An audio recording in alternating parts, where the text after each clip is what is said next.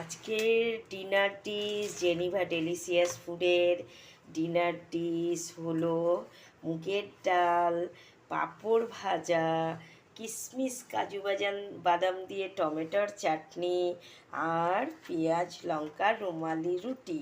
রুমালি রুটি ডাল দিয়ে, আর খাবার শেষে রুমালি রুটি মুগ ডাল দিয়ে আর পাঁপড় ভাজা, চাটনি দিয়ে, কিশমিশ কাজু। জেনিভার আজকে একটু শরীর খারাপ আছে, তাই ভিউয়ার্স বন্ধুদের কাছে আমি আজকে শুটিংয়ে আসতে পারছি না।